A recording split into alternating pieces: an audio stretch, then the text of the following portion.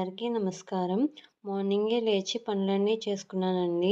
Tiffin కూడా చేసేసి మా బాబుకి పెట్టేసి ఇంక ఫ్రెష్ అప్ అయ్యి వంట స్టార్ట్ చేస్తున్నానండి.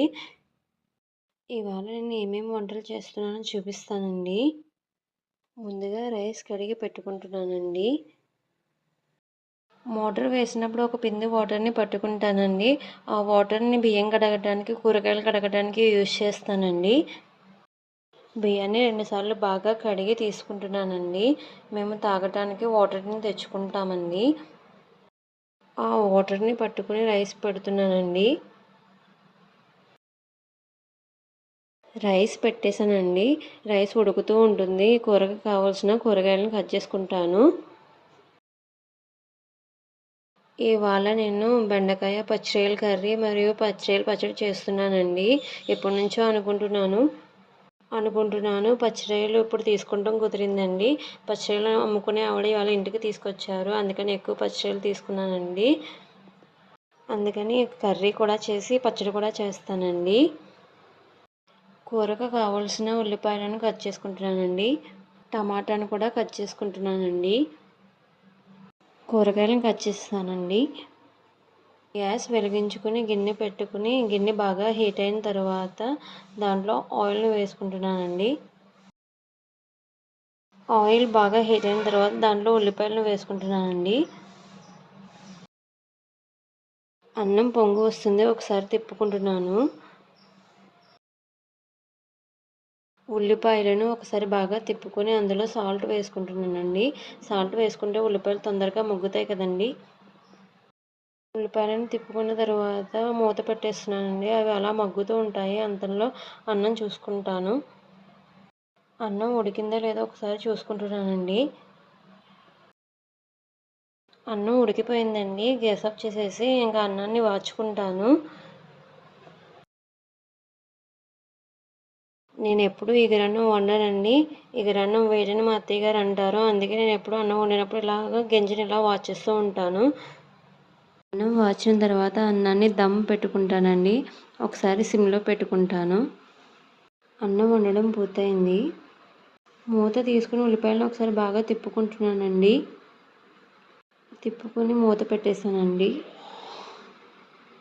ఉల్లిపాయలు వేగడానికి కొంచెం టైం పడుతుంది. ఉల్లిపాయలను ఒకసారి బాగా మళ్ళీ తిప్పుకొని దాంట్లో టమాటాలను వేసుకుంటున్నానండి. టమాటాలు వేసుకున్న తర్వాత ఒకసారి మొత్తం అన్నీ కలిసేలా ఒకసారి బాగా తిప్పుకుంటున్నాను. తిప్పుకున్న తర్వాత ఒక 2 నిమిషాలు మూత పెట్టేసానండి. అలా మగ్గుతూ ఉంటాయి. కూరకు కావాల్సిన బెండకాయలను కూడా కట్ చేసి పెట్టుకున్నానండి. మూత తీసుకొని ఒకసారి బాగా తిప్పుకుంటున్నానండి. ఉల్లిపాయలు, టమాటాలు బాగా మగ్గిన తర్వాత దాంట్లో పచ్చిరొయ్యలను వేసుకొని బాగా కలుపుకుంటున్నానండి. కలుపుకున్న తర్వాత ఒక 2 నిమిషాల పాటు మూత పెట్టి అలా మగ్గిస్తానండి.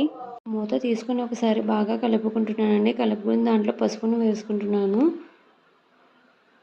పసుపు వేసుకున్న తర్వాత ఒకసారి బాగా కలుపుకొని మూత పెట్టుకుంటున్నాను. ఇవాళ స్పెషల్‌గా పచ్చిరొయ్యల కర్రీ చేయడానికి కారణం ఏంటంటే ఎప్పటినుంచో అనుకుంటున్నానండి పచ్చిరొయ్యల కర్రీ చేయాలని. కానీ పచ్చిరొయ్యలు దొరకటం లేదు. ఇవాళ పచ్చిరొయ్యలు అమ్ముకునే ఆవిడ ఇంటికి తీసుకొచ్చారు. అందుకనే ఎక్కువగా తీసుకున్నానండి. కర్రీలో బెండకాయలు వేసుకుంటున్నాను. బెండకాయలు వేసుకున్న తర్వాత ఒకసారి బాగా కలుపుకుంటున్నానండి. కలుపుకొని ఒక 2 నిమిషాలు బాగా మూతపెట్టి మగ్గించుకుంటాను. మూత తీసుకొని ఒకసారి బాగా కలుపుకుంటున్నానండి. కలుపుకున్న తర్వాత దాంట్లో కూరకు సరిపడా కారాన్ని వేసుకుంటున్నాను. కారం వేసుకున్న తర్వాత మొత్తం అన్నీ కలిసేలా ఒకసారి బాగా కలుపుకుంటున్నానండి. ముందుగా నానబెట్టి ఉంచుకున్న చింతపండు పులుసుని వేసుకుంటున్నానండి. మా బాబు పడుకున్నాడండి. అందుకే ప్రశాంతంగా వంట చేసుకుంటున్నాను. మా బాబుని చూసుకుంటూ వంట చేసుకుంటున్నాను. ఇవాళ నేను వంటను లేట్‌గా స్టార్ట్ చేశానండి. వంట అయ్యేసరికి కొంచెం టైం పట్టేసింది. కూరకు సరిపడా సాల్ట్‌ని వేసుకుంటున్నానండి. వేసుకొని మూత పెట్టేసుకుంటున్నాను. అంతలోపు కూర ఉడుకుతూ ఉంటుందండి. పచ్చడికి కావాల్సినవన్నీ తీసి పెట్టుకుంటున్నాను. రొయ్యల పచ్చడి కోసం ధనియాలు, జీలకర్ర, వెల్లుల్లిపాయలను ఒలిచి వేసుకుంటున్నానండి.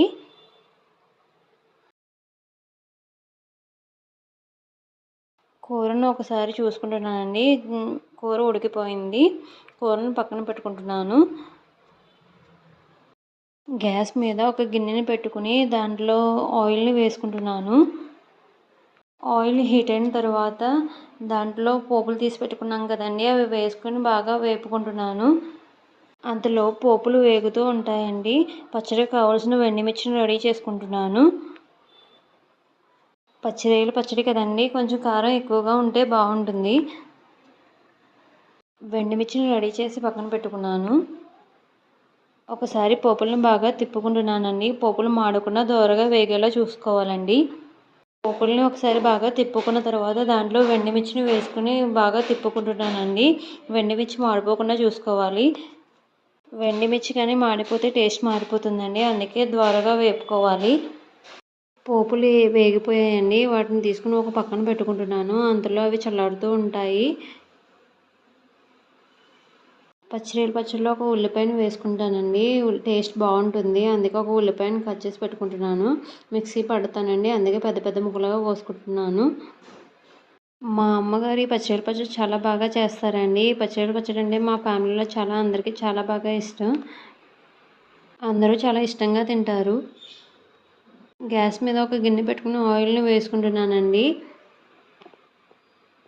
ఆయిల్ లైట్గా హీట్ అయిన తర్వాత దాంట్లో పచ్చిరొయ్యలను వేసుకొని వేపుకుంటున్నానండి. ఇలా ఆయిల్లో పచ్చిరొయ్యలను వేపడం వల్ల పచ్చడి చాలా టేస్ట్గా ఉంటుందండి. పచ్చిరొయ్యలను ఆయిల్లో వేపుతున్నాం కదండి, ఆ పచ్చడిలో కూడా మంచి టేస్ట్ వస్తుంది. పచ్చిరొయ్యలను ఇలా వేపుకుంటే సరిపోతుందండి, మరీ ఎక్కువగా వేపనవసరం లేదు. వేపుకున్న పచ్చిరొయ్యలను ఒక గిన్నెలోకి తీసి పెట్టుకుంటున్నాను.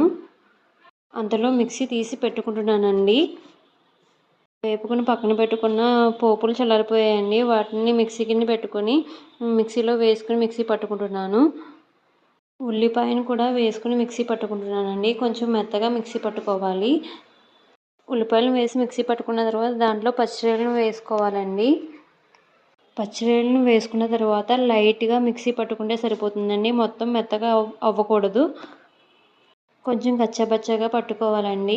పచ్చిరొయ్యలు కొంచెం పీసుల కింద ఉంటే పచ్చడి చాలా బాగుంటుంది.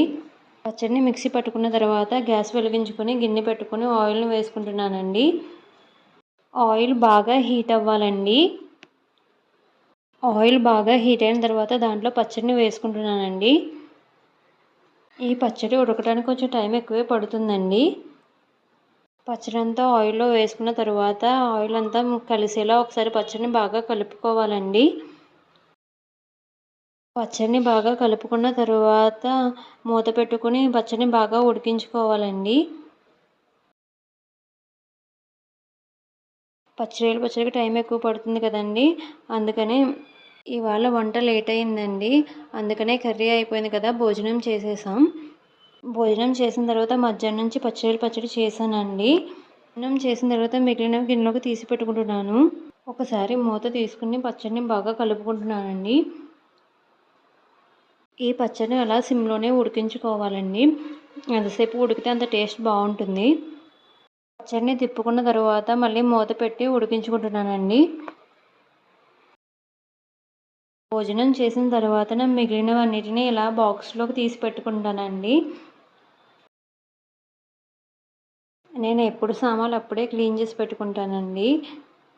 నైట్ భోజనం చేసిన తర్వాత సామాన్లన్నిటిని క్లీన్ చేసి పెట్టుకున్నానండి. మార్నింగ్కి చక్కగా ఆరిపోయి ఉంటాయి. ఆరిపోయిన సామాన్లను వాటి ప్లేస్లో సర్దుకుంటున్నానండి. ఇల్లు అంతా ఎంత నీట్గా సర్దినా మా బాబుకు అందిన మట్టుకు తను లాగేస్తూనే ఉంటాడండి. తను లాగుతూ ఉంటాడు, నేను సర్దుకుంటూనే ఉంటాను. నైట్ సామాన్లు ఎక్కువగానే ఉన్నాయండి. నేను ఎక్కడ తీసిన వస్తువులు అక్కడే పెట్టుకుంటానండి. కంగారు లేకుండా నిదానంగా చేసుకుంటానండి. సామాన్లు సర్దడం పూర్తయిందండి. స్పూన్లు గరిటెలు వాటి ప్లేస్లో పెట్టేస్తున్నానండి. మా హస్బెండ్ ఉంటే తనే బాబుని చూసుకుంటాడండి. వంట అయ్యే వరకు తనే చూసుకుంటారు. మా బాబు మార్నింగే లేస్తాడండి, అందుకని టిఫిన్ పెట్టేసిన తర్వాత పడుకుంటాడు. అందుకే బాబుని పడుకోబెట్టేసి నేను వంటను ప్రశాంతంగా చేసుకుంటాను. సామాన్లను సర్దడం పూర్తయిన తర్వాత ఇప్పుడు వంట చేసిన సామాన్లు ఉన్నాయి కదండి, వాటిని ఇప్పుడు తోముకుంటాను. గ్యాస్ పొయ్యి పక్కన కొంచెం ప్లేస్ ఉన్న తర్వాత సింక్ ఉంటుందండి. ఆ ప్లేస్లో బుట్ట పెట్టుకుని సామాన్లు వేసుకుంటే వాటర్ అంతా కింద పడిపోతుందండి. మొత్తం కిందంతా వాటర్ అయిపోతుంది. అందుకనే ఒక క్లాత్ వేసుకుని దాని మీద బుట్ట పెట్టుకుంటున్నానండి. ఇలా క్లాత్ కింద వేసుకుని బుట్ట పెట్టుకోవడం వల్ల వాటర్ కిందకి రావడం లేదని బాగానే ఉంటుంది. అంతకుముందు ఇలా సామాన్లు కడిగినప్పుడు వాటర్ అంతా కిందకి పడిపోయి మొత్తం అంతా అయిపోయేదండి. మా బాబు కింద తిరుగుతూ ఉండేవాడు. టైల్స్ కదండి, జారి పడుతూ ఉండేవాడు. నాకు చాలా భయం వేసేది.